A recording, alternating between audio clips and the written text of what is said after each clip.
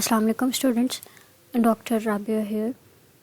आप लोगों को पता है कि हम लोगों ने चैप्टर 4 शुरू किया हुआ है। आज इंशाल्लाह हमारा वो चैप्टर एंड हो जाएगा। तो शुरू करते हैं आज का लेक्चर। आज का जो हमारा सबसे पहला टॉपिक है वो है estimation of fuel utilisation during the exercise. कि एक्सरसाइज के दौरान हम ये एस्टिमेट लगा सकते हैं कि कौन सा फ्यूल जो है वो यूटिलाइज़ हो रहा है और किस तरह से यूटिलाइज़ हो रहा है। इसके लिए हम एक टर्म यूज़ करते हैं which is known as respiratory exchange. A non-invasive technique is used to estimate the percent contribution of carbohydrate or fat to energy metabolism during the exercise, and it is the ratio of volume of carbon dioxide produced to the volume of oxygen consumed। कि कौन सा fat या carbohydrate use हो रहा है to provide the energy during an exercise, और ये equal होता है to the ratio of volume of carbon dioxide produced to the volume of oxygen consumed. और इस रेशियो को हम रेस्पिरेटरी एक्सचेंज रेशियो बोलते हैं। During the steady state conditions this ratio is often termed as respiratory quotient, and it is thought to reflect the carbon dioxide production and the oxygen consumption by the mitochondria of the active cells। Steady state के दौरान हम इसको respiratory question इसलिए बोलते हैं क्योंकि ये reflect करता है कि कितनी कार्बन डाइऑक्साइड प्रोड्यूस हो रही है और कितनी ऑक्सीजन कंज्यूम की जा रही है by the exercising muscle. Simplicity के लिए हम रेस्पिरेटरी क्वेश्चन इस रेशियो के लिए रेस्पिरेटरी क्वेश्चन की बजाय रेस्पिरेटरी एक्सचेंज रेशो जो है वो यूज़ करेंगे, यानी आर यूज़ करेंगे। अब कार्बोहाइड्रेट यूज़ हो रहा है या फैट यूज़ हो रहा है, इन दोनों की यूटिलाइजेशन जो है वो different amount of oxygen use करती है और different amount of carbon dioxide produce करती है during the complete oxidation process. When using R as a predictor of fuel utilization during the exercise, the role that protein contributes to ATP production during exercise is ignored। यानी ये हम अभी देख लेंगे कि कितनी अमाउंट ऑफ ऑक्सीजन यूज़ हो रही होती है during the complete oxidative process of the fat and the carbohydrate. थोड़ी देर में हम इसको देख लेते हैं। सबसे पहले हम ये देख रहे हैं कि हम जब आर को कंसीडर करते हैं कि आर जो है वो हमें बता रहा है कि कितनी फ्यूल यूटिलाइज़ की जा रही है during performing a certain type of exercise. तो इस टाइम पे हम प्रोटीन को एज अ सबस्ट्रेट इग्नोर कर देते हैं क्योंकि प्रोटीन जो है वो स्मॉल अमाउंट के अंदर यूज़ की जाती है एज अ सबस्ट्रेट। इसी वजह से हम आर को एक्सरसाइज के दौरान नॉन प्रोटीन आर भी कहते हैं। सबसे पहले हम कंसीडर करते हैं फ़ैट के साथ। फ़ैट जो है वो हमारे पास ये पाल्मेटिक एसिड फ़ैट लिया which is a 16 carbon containing fat. हमें पता है कि फ़ैट्स जो हैं वो fatty acids long chain of carbon होती हैं, ठीक है। इसमें क्या होता है कि जब फ़ैट ऑक्सीडाइज हो रहा होता है तो ऑक्सीजन कंबाइन करती है with the hydrogen to form the water and with the carbon to form the carbon dioxide. इस तरह से हमें complete oxidation of a fat results in the production of carbon dioxide and the water. इस तरह से जो complete oxidation है fats की वो आपकी कार्बन डाइऑक्साइड और वाटर बना देती है। और हमने अभी पढ़ा कि आर जो है वो रेशो है VCO2 डिवाइडेड बाई VO2। इस इक्वेशन के according 23 molecules of oxygen use हो रहे हैं for the complete oxidation of the fats palmitic acid, और इसके रिजल्ट में 16 मॉलिक्यूल्स ऑफ कार्बन डाइऑक्साइड बन रहे हैं और 16 मॉलिक्यूल्स ऑफ वाटर बन रहे हैं। So R is equals to VCO2 divided by VO2। हमने CO2 कितने बने 16 और ऑक्सीजन कितने कंज्यूम हुए 23। 16 डिवाइडेड बाई 23 तो 0.70। आर को हमने कहा कि हम स्टडी स्टेट के अंदर जब सब्जेक्ट पहुंच जाता है तो फिर हम आर को जो है वो एस्टिमेट कर सकते हैं। ये इसलिए इंपॉर्टेंट है क्योंकि स्टडी स्टेट के अंदर हमें एग्जैक्ट पता चलता है कि कितने molecules of carbon dioxide produce हो रहे हैं और कितने molecules of carbon dioxide use हो रहे हैं बाय द टिश्यू। क्योंकि अगर उससे पहले हम करेंगे तो इस तरह से होता है, अगर आप स्टडी स्टेट के ऊपर नहीं करोगे आर की वैल्यू को कैलकुलेट, तो फिर क्या होगा कि जब आप एक्सरसाइज कर रहे होते हो तो हमें पता है कि कार्बन डाइऑक्साइड बन रही होती है। कार्बन डाइऑक्साइड जो है वो वाटर के अंदर एब्जॉर्ब होकर कार्बोनिक एसिड बनती है। ये बफर में हम सारी बातें पढ़ कर आए हुए हैं। कार्बन डाइऑक्साइड वाटर के अंदर एब्जॉर्ब होकर कार्बोनिक एसिड बन जाता है। ये कार्बोनिक एसिड हाईली जो है वो अनस्टेबल एसिड है, वो डिसोसिएट हो जाता है इनटू द हाइड्रोजन आइंस और बाइकार्बोनेट आइन। इस तरह से हाइड्रोजन आइंस जो हैं वो बढ़ते रहते हैं जब हाइड्रोजन आयन बढ़ना शुरू हो जाते हैं तो पीएच जो है वो ख़तरे में पड़ जाती है, जिसके रिज़ल्ट में बॉडी के सेंसर्स जो हैं वो अलार्म बजाना शुरू हो जाते हैं। इस अलार्मिंग सिचुएशन में बॉडी क्या करती है, रेट ऑफ रेस्पिरेशन को इंक्रीज़ कर देती है, यानी आप हाइपर वेंटिलेटिंग स्टेट में चले जाते हो।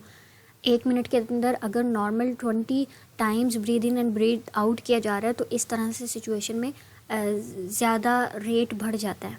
ठीक है, इसके बढ़ने के रिज़ल्ट में क्या होता है कि जब ज़्यादा ब्रीद आउट कर रहे हो तो कार्बन डाइऑक्साइड ज़्यादा लॉस हो रही होती है इन दैट कंडीशन। अच्छा जी, अब जब आप इस कंडीशन के ऊपर करोगे तो आपकी क्योंकि कार्बन डाइऑक्साइड ज़्यादा लॉस हो रही है बॉडी के अंदर से, तो वो जो कार्बन डाइऑक्साइड आपके उसी स्टोर से जा रही है जो आपकी मेटाबॉलिज्म के रिज़ल्ट में बन रही होती है। इस वजह से जब आपकी कार्बन डाइऑक्साइड एग्जैक्ट जो प्रोड्यूस की जा रही है वो आप नहीं मेजर कर सकोगे तो आर जो है वो सही से जो है वो फाइंड आउट नहीं किया जाएगा। इस वजह से हम कहते हैं कि स्टडी स्टेट के अंदर करना ज़रूरी है। अब हम ऑक्सीजन कार्बोहाइड्रेट को कंसीडर करते हुए आर की वैल्यू को फाइंड आउट करते हैं। अब ये ग्लूकोज का मॉलिक्यूल है, ग्लूकोज के मॉलिक्यूल जो है वो 6 ऑक्सीजन के मॉलिक्यूल्स को यूज़ करके ऑक्सीडाइज हो रहा है। इस तरह से 6 मॉलिक्यूल्स ऑफ कार्बन डाइऑक्साइड बन रहे हैं, 6 मॉलिक्यूल्स ऑफ वाटर बन रहे हैं। R is equals to 6 divided by 6 तो इक्वल्स टू 1। अब आप देख सकते हो कि हमारे पास जो फैट की ऑक्सीडेशन है वो मोर ऑक्सीजन रिक्वायर कर रही थी, क्योंकि पिछली इक्वेशन में हमने देखा था 23 मॉलिक्यूल्स ऑफ ऑक्सीजन यूज़ हुए, जबकि ग्लूकोज के लिए only 6 molecules of oxygen use हुए हैं। तो फैट की ऑक्सीडेशन जो है वो ज़्यादा कार्बन ऑक्सीजन को यूज़ करेगी, जबकि कार्बोहाइड्रेट की ऑक्सीडेशन जो है वो कम ऑक्सीजन के मॉलिक्यूल्स को यूज़ करेगी। The amount of energy released when 1 liter of oxygen is used is approximately 4.70 kilocalorie, and when fats alone are used, this is equals to अच्छा, अब यहाँ पे उन्होंने बताया हुआ है कि हम 1 लीटर ऑफ ऑक्सीजन को यूज़ करेंगे और कार्बोहाइड्रेट को जब हम कम्प्लीटली ऑक्सीडाइज करेंगे यूजिंग 1 लीटर ऑफ ऑक्सीजन तो उससे निकलने वाली एनर्जी 5.0 किलो कैलोरी होगी, जबकि फैट्स से निकलने वाली एनर्जी 4.70 किलो कैलोरी होगी। सो हमें 6% मोर ATP मिलते हैं पर लीटर ऑफ ऑक्सीजन में when using carbohydrate as a sole fuel for the exercise as compared to the fat। यानी आप 1 लीटर ऑफ ऑक्सीजन को यूज़ करते हुए कार्बोहाइड्रेट से 6% मोर एनर्जी यूज़ कर सकते हैं as compared to the fats. It is unlikely that either fat or carbohydrate would be the only substrate used during the most types of the sub maximal exercise. ये बहुत मुश्किल होगा कि आप सब मैक्सिमल एक्सरसाइज के टाइम पर ये बात करो कि सिर्फ फैट यूज़ हो रहा है या सिर्फ कार्बोहाइड्रेट यूज़ हो रहा है। तो इसी वजह से आर की वैल्यू जो है वो 1.0 से 0.70 तक होती है। अब आप लोगों की बुक के अंदर जो है वो एक डायग्राम एक टेबल दिया हुआ है जिसमें उन्होंने आर की वैल्यू को बताया हुआ है। This is the R value. अब ये बता रहा है कि जब आर की वैल्यू 0.75 होगी तो इस टाइम पर 83% फैट यूज़ हो रहा है, 17% कार्बोहाइड्रेट यूज़ हो रहे हैं और आपकी जो ऑक्सीजन की बर्निंग के रिज़ल्ट में जो कैलोरीज़ मिल रही हैं वो 4.74 किलो कैलोरी पर लीटर ऑफ द ऑक्सीजन है।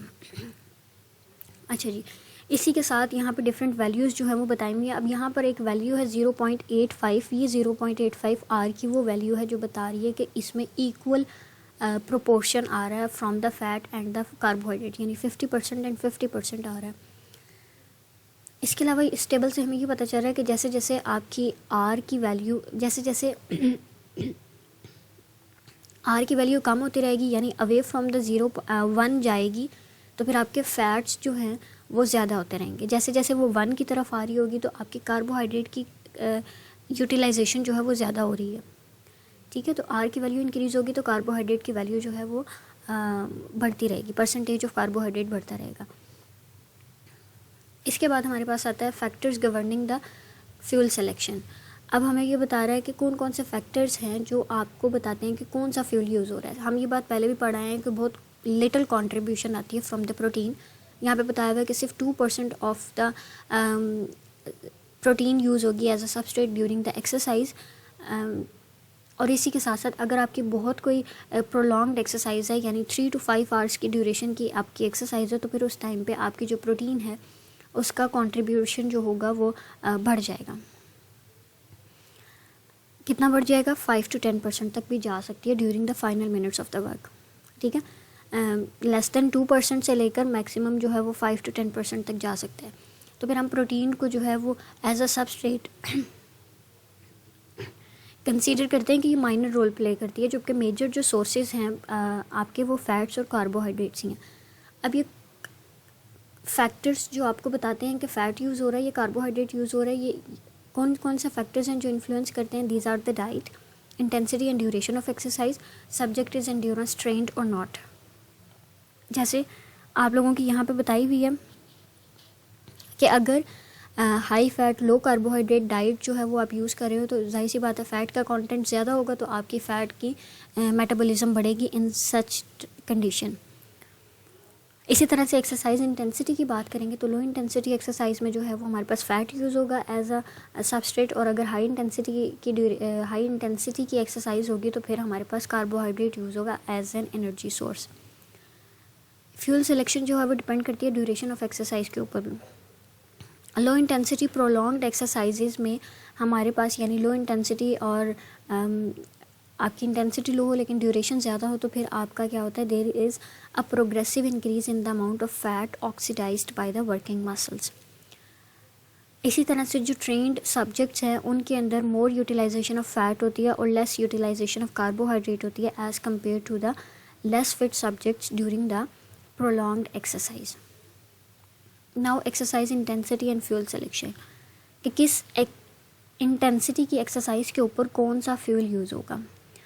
जो लो इंटेंसिटी एक्सरसाइजेज होती हैं उनमें जो प्राइमरी सोर्स होता है वो आपका फ़ैट होता है, जबकि हाई इंटेंसिटी एक्सरसाइजेज में कार्बोहाइड्रेट होता है। सो आर इंक्रीज़ करता है जैसे जैसे एक्सरसाइज की इंटेंसिटी इंक्रीज़ होती है। हम पीछे देख रहे थे कि आर की वैल्यू जैसे जैसे 1 की तरफ जा रही होगी तो कार्बोहाइड्रेट यूज़ होंगे, तो जैसे जैसे इंटेंसिटी इंक्रीज़ होती रहती है वैसे वैसे कार्बोहाइड्रेट का utilisation as a energy source बढ़ता रहता है। अच्छा जी, अब आपको यहाँ पर एक दिखाया गया है ग्राफ जिसमें उन्होंने दिखाया है कि आपके फ़ैट्स जो है वो जैसे जैसे एक्सरसाइज की इंटेंसिटी बढ़ती जा रही है वैसे वैसे फ़ैट्स की यूटिलाइजेशन जो है वो डिक्रीज़ होती जा रही है, और जैसे जैसे एक्सरसाइज की इंटेंसिटी बढ़ी है कार्बोहाइड्रेट की कंजम्पशन जो है वो इंक्रीज़ होती जा रही है।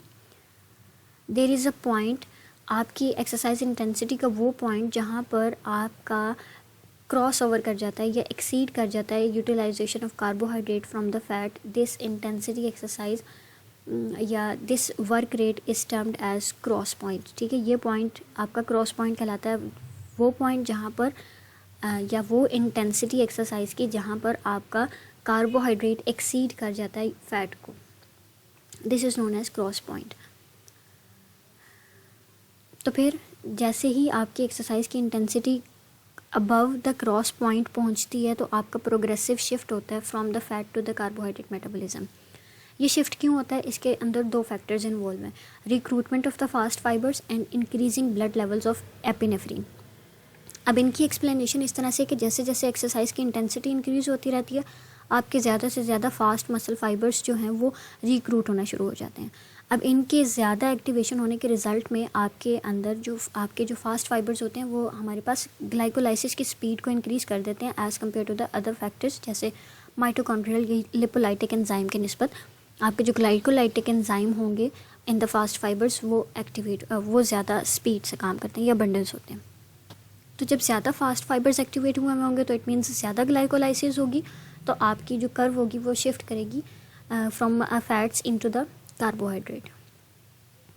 तो फिर इस वजह से हम कह सकते हैं कि जब आपका जो फास्ट फाइबर्स हैं they are equipped to metabolize the carbohydrates rather than the fats। दूसरा जो फैक्टर था वो हमारे पास था एपिनेफ्रिन का लेवल ड्यूरिंग द एक्सरसाइज। जैसे एक्सरसाइज की इंटेंसिटी इंक्रीज़ होती है तो ब्लड के अंदर एपिनेफ्रिन का लेवल इंक्रीज़ होना शुरू हो जाता है। ये एपिनेफ्रिन आपके फॉस्फोराइलेज एंजाइम की एक्टिविटी को इंक्रीज़ कर देती है। फॉस्फोराइलेज वो एंजाइम है जो आपकी breakdown of glycogen into glucose को प्रमोट करता है। अब जब ये एंजाइम एक्टिवेट हो गया तो ग्लाइकोजिनोलाइसिस का प्रोसेस स्पीड अप हो जाएगा। ग्लाइकोजिनोलाइसिस जब बढ़ेगी यानी ग्लाइकोजिनोलाइसिस की स्पीड बढ़ेगी तो फिर आपका क्या होगा, ग्लाइकोजन ब्रेक डाउन हो जाएगा इनटू द ग्लूकोज, और ये जब ग्लूकोज बनना शुरू हो जाएगा तो ये ग्लूकोज यूज़ होगा as a substrate in a glycolysis process, और इसके रिजल्ट में लैक्टेट प्रोड्यूस हो जाएगा। कुछ ऐसे एंजाइम्स होते हैं जिनके अंदर सिंड्रोम होता है, जिस सिंड्रोम में यानी उसमें क्या होता है कि फॉस्फोराइलेज एंजाइम नहीं होता। जब फॉस्फोराइलेज एंजाइम नहीं होगा तो लैक्टेट प्रोड्यूस नहीं होगा। इस तरह से आपका कुछ इंडिविजुअल्स में ये सिंड्रोम आ जाता है। अच्छा जी, हम यहाँ पे थे कि लैक्टेट इंक्रीज़ हो गया, लैक्टेट की प्रोडक्शन इंक्रीज़ हो गई है। जब लैक्टेट की प्रोडक्शन इंक्रीज़ हो जाती है तो ये फ़ैट के मेटाबॉलिज्म को रिड्यूस कर देती है। इस तरह से जब फ़ैट का मेटाबॉलिज्म रिड्यूस होगा तो फ़ैट अवेलेबल नहीं होगा एज अ सबस्ट्रेट, और जब फ़ैट अवेलेबल नहीं होगा तो वर्किंग मसल्स के अंदर जो प्राइमरी फ्यूल होगा वो कार्बोहाइड्रेट होगा। इस तरह से वो इंडिविजुअल्स जो वेट बॉडी के वेट को कम करना चाहते हैं, बॉडी फैट को जो है वो रिड्यूस करना चाहते हैं, उन इंडिविजुअल्स के लिए जो एक्सरसाइज प्लान की जाती है वो low intensity and long duration की एक्सरसाइजेज होती हैं, क्योंकि उस ड्यूरेशन में फ़ैट यूज़ हो रहा होता है। Now the exercise duration and the fuel selection.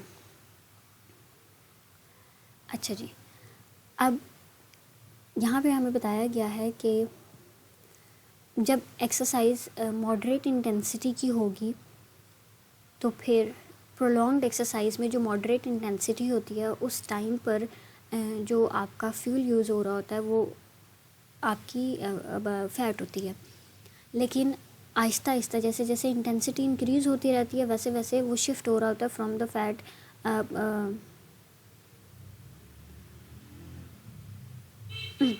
जब प्रोलॉन्ग्ड एक्सरसाइज है और मॉडरेट इंटेंसिटी की एक्सरसाइज है तो आर जो है वो डिक्रीज़ होता रहता है ओवर द टाइम, और ये इंडिकेट कर रहा होता है कि ग्रेजुअली आपकी कर्व जो है वो शिफ्ट हो रही है from carbohydrates to the fats. Fat का मेटाबॉलिज्म जो है वो किस एंजाइम के थ्रू हो रहा है, वो लाइपेज एंजाइम के थ्रू हो रहा है, and the process is known as lipolysis. अब हमें पता है कि फ़ैट जो है वो बॉडी के अंदर ट्राइग्लिसराइड के फॉर्म में स्टोर होते हैं। ये ट्राइग्लिसराइड लाइपेजेस एंजाइम के थ्रू ब्रेक डाउन कर दिए जाते हैं into the free fatty acids and the glycerol. ये लाइपेजेस एंजाइम्स एक्टिवेट किए जाते हैं by certain hormones such as epinephrine, norepinephrine and glucagon. Low intensity prolonged exercises में या लो इंटेंसिटी हाई ड्यूरेशन की जो एक्सरसाइजेज होती हैं उनमें ब्लड वेसल्स के अंदर आपका एपिनेफ्रिन का लेवल इंक्रीज़ होना शुरू हो जाता है। जब एपिनेफ्रिन इंक्रीज़ हो जाएगी तो ये लाइपेज एंजाइम को एक्टिवेट कर देगी। लाइपेज एंजाइम एक्टिवेट होगा तो ट्राइग्लिसराइड ब्रेक डाउन हो जाएगा into the free fatty acids and the glycerol, और इस तरह से ये फ्री फैटी एसिड जो है वो यूज़ होगा एज अ फ्यूल सोर्स। अब यहाँ पे अगेन हमें दिखाया गया कि जैसे जैसे आपका टाइम ड्यूरेशन बढ़ रहा है वैसे वैसे आपकी जो यूटिलाइजेशन है वो फ़ैट की वो इंक्रीज़ होती जा रही है, क्योंकि आपका लाइपेज एंजाइम जो है वो एक्टिवेट हो गया। लिपोलाइसिस एक स्लो प्रोसेस है और एक्सरसाइज के स्टार्ट होने के काफ़ी मिनट के बाद जो है वो फ़ैट का मेटाबॉलिज्म इंक्रीज़ हो जाता है। The mobilization of free fatty acids into the blood is inhibited by the hormone like insulin and high level of lactate। ये दो फैक्टर्स हैं जो आपके लाइपेज एंजाइम को इन्फ्लुएंस करते हैं, और उसके रिज़ल्ट में फ्री फैटी एसिड का मेटाबॉलिज्म जो है या मोबिलाइजेशन जो है वो ऑल्टर की जा सकती है। इंसुलिन जो है वो डायरेक्टली लिपोलाइसिस को रिड्यूस कर देता है by inhibiting the enzyme lipase. इसी तरह से हम ये चैप्टर हार्मोन के अंदर पढ़कर आए हैं कि प्रोलॉन्ग्ड एक्सरसाइजेज में इंसुलिन का लेवल जो है वो ड्रॉप कर जाता है। लेकिन अगर आप हाई कार्बोहाइड्रेट मील के बाद या ड्रिंक के 30 to 60 मिनट्स के बाद एक्सरसाइज करेंगे तो ब्लड के अंदर जो ग्लूकोज का लेवल होगा वो बढ़ा हुआ होगा, उसके रिज़ल्ट में इंसुलिन बढ़ी हुई होगी। फिर इस तरह की फिजियोलॉजिकल कंडीशन के अंदर जब आप एक्सरसाइज करोगे तो आपका जो कार्बोहाइड्रेट है वो यूज़ होगा as a fuel rather than the fats. Interaction of fat and carbohydrate. अच्छा जी, अब अगर तो आप शॉर्ट टर्म एक्सरसाइज कर रहे हैं तो मसल्स के जो स्टोर्स हैं ग्लाइकोजन के या ब्लड के ग्लूकोज लेवल्स जो हैं वो इतने डिप्लेट नहीं होंगे। लेकिन अगर प्रोलॉन्ग्ड एक्सरसाइज होगी तो ये जो स्टोर्स हैं आपके ये डिप्लेशन की तरफ जाना शुरू हो जाएंगे। ये डिप्लेशन जो है वो मसल फटीग कॉज करती है। मसल फटीग क्यों कॉज होती है? Due to decreased level of the glycogen. इसका आंसर जो है वो एविडेंस ये सजेस्ट करता है कि जब कार्बोहाइड्रेट अवेलेबल नहीं होगी, ठीक है, ये डिप्लेशन की तरफ जा रही होगी, तो ग्लाइकोलाइसिस का प्रोसेस स्लो डाउन हो जाएगा। ग्लाइकोलाइसिस स्लो डाउन होगी तो इसके रिज़ल्ट में पायरोवेट कम बनेगा। पायरोवेट की कम कंसंट्रेशन के रिज़ल्ट में जो एरोबिकली एटीपी प्रोड्यूस हो रही है वो कम बनेगी, क्योंकि क्रेब्स साइकिल के जो इंटरमीडिएट्स हैं वो पायरोवेट पे डिपेंड कर रहे हैं। जब पायरोवेट कम है तो क्रेब्स साइकिल के इंटरमीडिएट जो हैं वो कम बनेंगे। यहाँ पे एक रिसर्च ये सजेस्ट करती है, एक रिसर्च हमें ये बताती है कि एक हेल्दी एडल्ट के अंदर अगर एडिक्वेट ग्लाइकोजन स्टोर्स हैं तो सब maximal exercise in such individual 9 fold increase कर देती है क्रेब साइकिल के इंटरमीडिएट को। जब इस तरह से क्रेब साइकिल के इंटरमीडिएट बढ़ जाते हैं तो आपके क्रेब साइकिल की स्पीड बढ़ जाती है, जिसके रिज़ल्ट में आपकी जो एरोबिकली एटीपी प्रोडक्शन है वो फुलफ़िल की जाती है। इस तरह से इस हेल्दी एडल्ट के अंदर आपकी इंक्रीज्ड डिमांड को फुलफ़िल किया जाता है। तो फिर हम ये कहते हैं कि पायरोवेट जो है वो एक इम्पॉर्टेंट सोर्स है जो कि क्रेब साइकिल के इंटरमीडिएट को मेंटेन रखने में रोल प्ले करता है। अच्छा जी, अब हम यही देख कर आए हैं कि ग्लाइकोलाइसिस रिड्यूस हो जाएगी तो फिर आपका पायरोवेट का लेवल रिड्यूस हो जाएगा। पायरोवेट का लेवल रिड्यूस हुआ तो क्रेब साइकिल के इंटरमीडिएट्स स्लो डाउन हो जाएंगे, जिसके रिज़ल्ट में मसल की परफॉर्मेंस जो है वो लिमिट हो जाएगी और इस तरह से ये it results in the fatigue. अब जब कार्बोहाइड्रेट के लेवल डिक्रीज़ होने की तरफ जा रहे हैं तो फिर आपका जो फ़ैट का मेटाबॉलिज्म है वो भी डिक्रीज़ होना शुरू हो जाएगा, क्योंकि फ़ैट्स जो हैं वो सिर्फ और सिर्फ क्रेब्स साइकिल ऑक्सीडेशन के थ्रू मेटाबोलाइज किए जाते हैं। इस वजह से हम ये कह सकते हैं कि fats burn in the flame of carbohydrates. Now the sources of carbohydrate, कि कार्बोहाइड्रेट बॉडी में कहाँ कहाँ से अवेलेबल या कहाँ कहाँ से प्रोवाइड किया जाता है। दो ही सोर्सेज हैं, एक मसल के अंदर होता है और एक लीवर के अंदर होता है। मसल के अंदर भी ग्लाइकोजन के फॉर्म में स्टोर है, लीवर के अंदर भी ग्लाइकोजन के फॉर्म में स्टोर है और इस तरह से ये आपका सोर्स ऑफ कार्बोहाइड्रेट प्रोवाइड करते हैं। अब इस तरह से कि जैसे ही आपकी एक्सरसाइज शुरू होती है तो ब्लड के अंदर से जो ग्लूकोज लेवल है वो यूज़ किया जाता है बाय द एक्सरसाइजिंग मसल, और जब मसल ब्लड में से ग्लूकोज लेगा और उसको यूज़ करेगा तो इसके रिज़ल्ट में ब्लड के plasma concentration of the glucose decrease होना शुरू हो जाएगी। इसके रिस्पॉन्स में जो मसल के लीवर के जो ग्लाइकोजन स्टोर्स हैं वो ब्रेक डाउन शुरू कर देंगे और इस तरह से ब्रेक की हुई ग्लूकोज को रिलीज़ करना शुरू कर देंगे इनटू द ब्लड, और ब्लड की जो प्लाज्मा ग्लूकोज कंसंट्रेशन है वो रिटर्न की जाएगी back to the normal. Exercise के दौरान जो कार्बोहाइड्रेट यूज़ की जाती है वो आपकी glycogen stores from the muscles and from the blood glucose से आती है। अब जो एक्सरसाइज के दौरान कार्बोहाइड्रेट यूज़ हो रही है वो आया ब्लड ग्लूकोज से हो रही है या मसल के ग्लाइकोजन स्टोर से हो रही है, ये डिपेंड करता है एक्सरसाइज की इंटेंसिटी के ऊपर एंड ड्यूरेशन के ऊपर। लो इंटेंसिटी एक्सरसाइज के दौरान जो कार्बोहाइड्रेट है वो ब्लड से यूज़ की जाती है, जबकि आपकी जो हाई इंटेंसिटी एक्सरसाइज होती है उस एक्सरसाइज के दौरान मसल ग्लाइकोजन जो है वो प्रोवाइड करता है glucose for the metabolism. Increased glycogen usage during the high intensity exercise is explained by the recruitment of the fast twitch fibers and the elevated blood epinephrine level। यानी ये दो factors हैं जो आपकी कंट्रीब्यूट करते हैं to the excessive usage of muscle glycogen. अच्छा जी,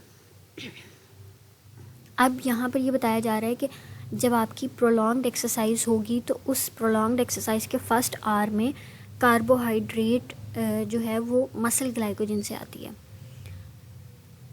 जब मसल ग्लाइकोजन यूज़ होती रह रही है तो फिर आपकी उसके लेवल डिप्लेशन की तरफ जाना शुरू हो जाएंगे, लेकिन एक्सरसाइज तो कर रहा है मसल अभी भी, उसे ग्लूकोज तो अभी भी चाहिए, तो वो ये ग्लूकोज जो है वो ब्लड से रिसीव करना शुरू कर देगा और इस तरह से ब्लड के अंदर कंसंट्रेशन डिक्रीज़ हो जाएगी और फिर उसके रिज़ल्ट में जो आपके क्या कहते हैं लीवर के अंदर जो ग्लाइकोजन स्टोर्स हैं वो ब्रेक डाउन शुरू कर देंगे। अब ये एक ग्राफ है जो कि रिप्रेजेंट कर रहा है कि 25% VO2 max के ऊपर मैक्सिमम अमाउंट ऑफ एनर्जी जो है वो कहाँ से आती है, from the plasma free fatty acids. 65% के ऊपर जैसे जैसे इंटेंसिटी इंक्रीज़ हो रही है तो आपकी जो मसल ग्लाइकोजन है वो एनर्जी प्रोवाइड करता है, और सबसे ज़्यादा आपको जैसे जैसे इंटेंसिटी इंक्रीज़ हो रही है वैसे वैसे उसकी जो प्लाज्मा मसल ग्लाइकोजन का यूजेज है वो इंक्रीज़ होता जा रहा है। Sources of fat during the exercise. अब हमें पता है कि हमारे पास जो फ़ैट है वो ट्राइग्लिसराइड के फॉर्म में स्टोर किया जाता है in the adipose tissues, muscle के अंदर भी स्टोर किया जाता है। और कौन सा फ़ैट यूज़ होगा, यानी फ़ैट सेल्स से फ़ैट यूज़ होगा या मसल सेल्स से फ़ैट यूज़ होगा, ये डिपेंड करता है मसल की एक्सरसाइज की इंटेंसिटी के ऊपर।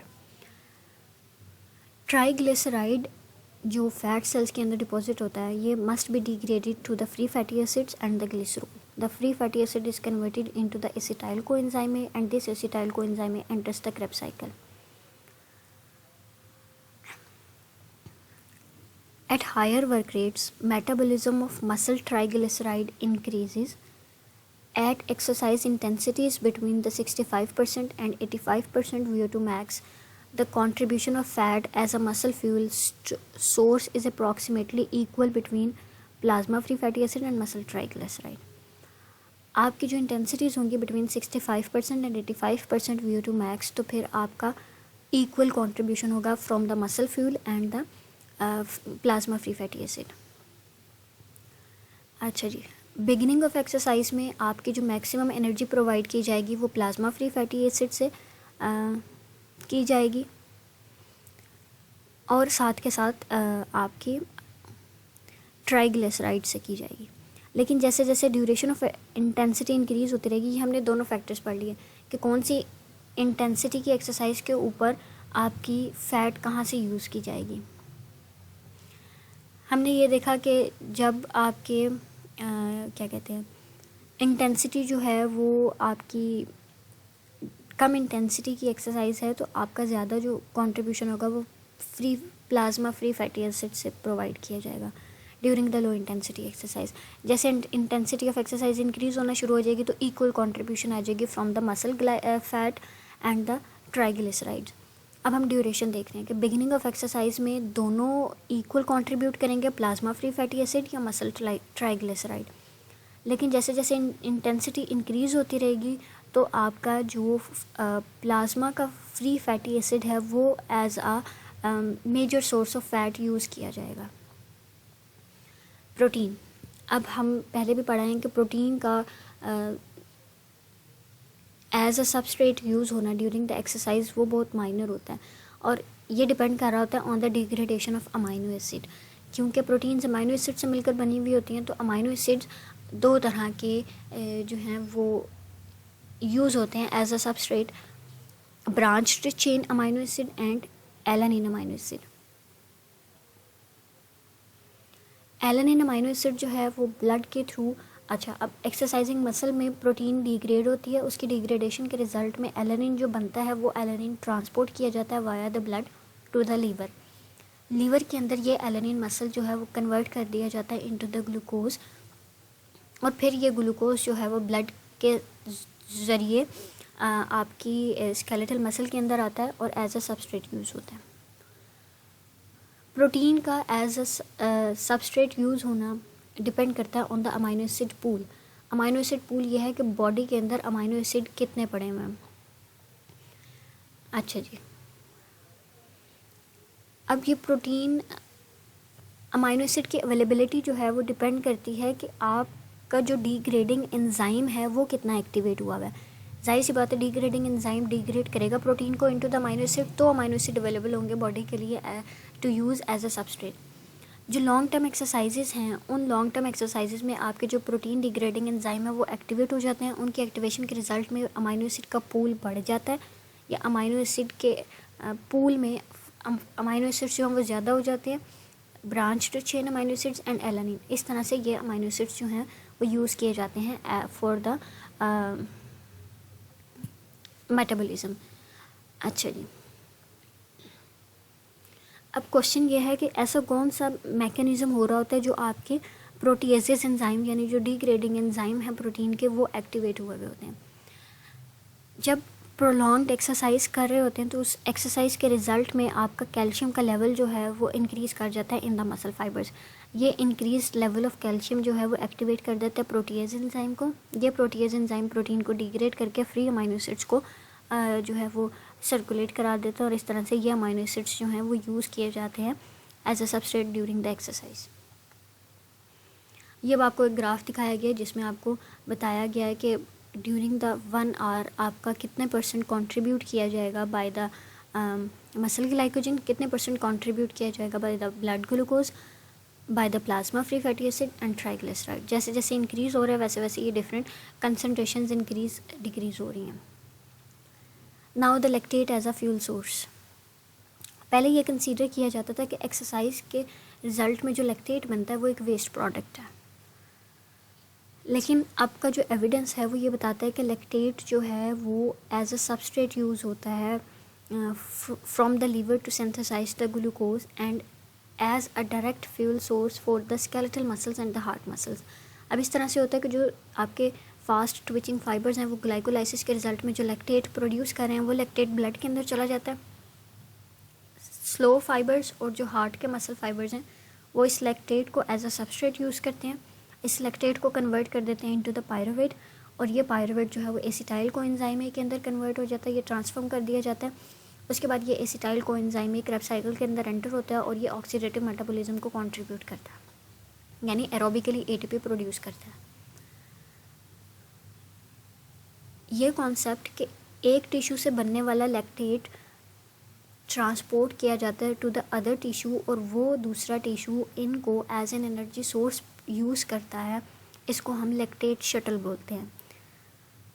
ये लैक्टेट शटल जो है वो हमें बता रहा है कि हम लैक्टेट को एज अ सबस्ट्रेट यूज़ करते हैं इन अ ग्लूकोनियोजेनेसिस प्रोसेस। ग्लूकोनियोजेनेसिस में बता चुकी हूँ कि ग्लूकोनियोजेनेसिस क्या है कि synthesis of glucose molecule using non carbohydrate precursors. Lactate shuttle is also implicated in the growth of the cancer cells। ये था हमारा आज का लेक्चर। आई होप आपको सब समझ आ गया होगा। चैप्टर 4 हमारा कंप्लीट हो गया। जो बात नहीं समझ आई वो आप मुझसे पूछ सकते हैं। Thank you.